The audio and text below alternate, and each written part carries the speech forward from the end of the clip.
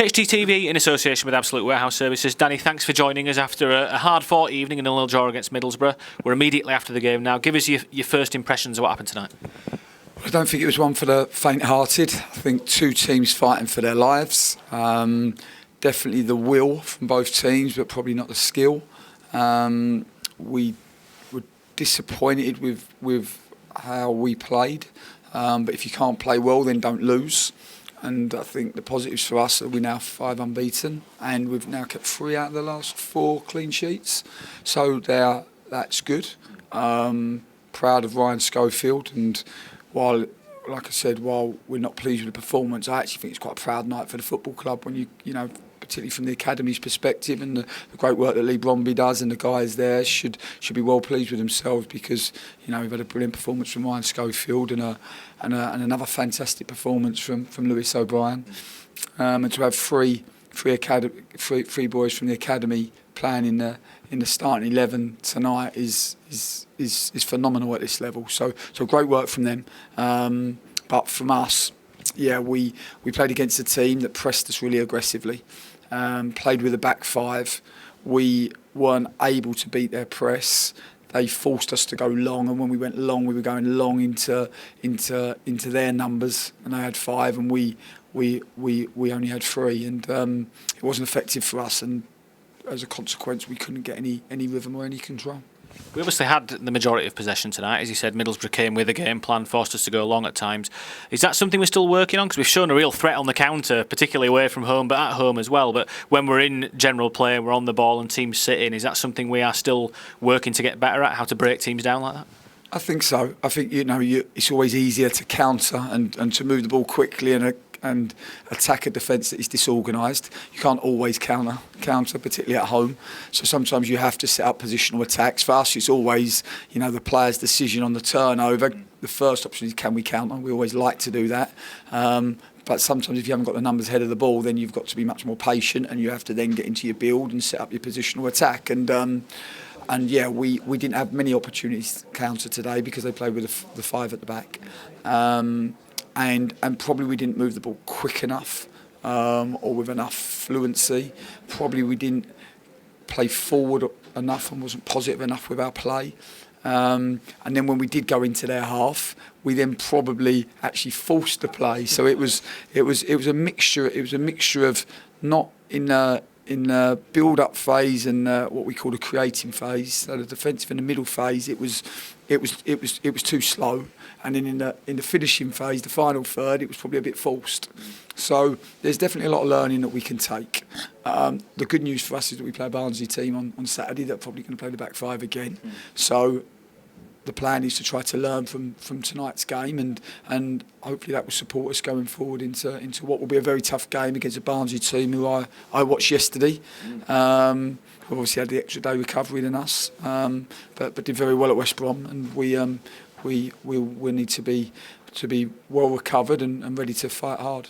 The immediate reaction from our fans is exactly what you said earlier, that probably early in the season before you arrived here, we would have lost tonight. You know, when we don't play well, it is a good trait to pick up points. What do you put that down to? Because we're showing a new resilience. Like you said, 3 clean sheets in 4. Is that purely character? Is it organisation? Is it a mixture of everything? I think it is a mixture. I think, you know, you always want to bring the will and the skill. If you can't have both, then make sure you've got the will. We always believe that, and we didn't have the skill tonight. We weren't able to execute the game plan how we wanted to, and as a consequence, the game became a fight. And then you have to dig deep and you have to fight hard, and I thought we did that. And as a result of that, we didn't get beaten. And when you don't play well, don't lose, and that's what we always try to do, and that's why. You know, that's why hopefully now we're certainly becoming a more difficult team to beat. But I think Huddersfield Town supporters, and they're intelligent enough to know that this wasn't going to be plain sailing. This was going to be a tough journey, and there's going to be some bumps on the way, and we have to be really resolute, and we have to all understand just how difficult this journey is going to be, and then be willing to bring the fight and the grit and the resilience that we need to navigate our way through. You talked about Ryan Schofield. A lot of our fans won't know Ryan the person. They'll see Ryan the goalkeeper. He's had a lot in his young career. He's played for England at Toulon. He's played for Notts County. Played for FC United of Manchester back in his early days. How was he before kick-off tonight when he got the call that Camille was unwell and that he'd be getting the starting shirt?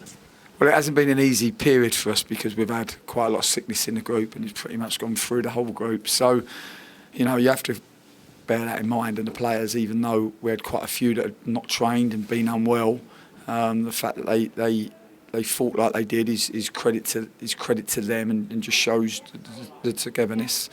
I think, Camille was probably the one that's hit the hardest. Him and probably Adama. Maybe Carlin, but in the early part of the week, Pritch has obviously been unavailable as well. So, yeah, he found out, and like I said to him today that it'll be his first championship game, but it certainly won't be his last. We expect it to be the first of many. He's a top kid, great kid. He's been a pleasure to be around, and you can see the hunger and the desire in his eyes, not just to be a professional footballer, but to play for this football club. And that to us is very, very important. And it would have been a really proud night for him, for Clem, his goalkeeper coach, and our goalkeeper coach, and certainly Ryan's family. Quite a quick turnaround now to Barnsley. You mentioned on Saturday. It's unusual to have a Wednesday night game for Town fans. You obviously value consistency in selection, but how carefully do you have to monitor the changing room over the next 48 hours, I suppose, to see whether you need to freshen things up ahead of Saturday?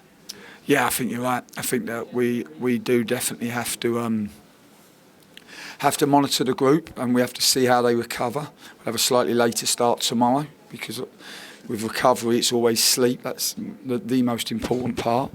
So if we can rest them up. They're being later in the day. The subs and the boys on the periphery of the squad will do some work, and then the rest of the group will do some work in the video analysis room and try to learn about the performance and what we can do to improve and take that into what will be a tough game on Saturday.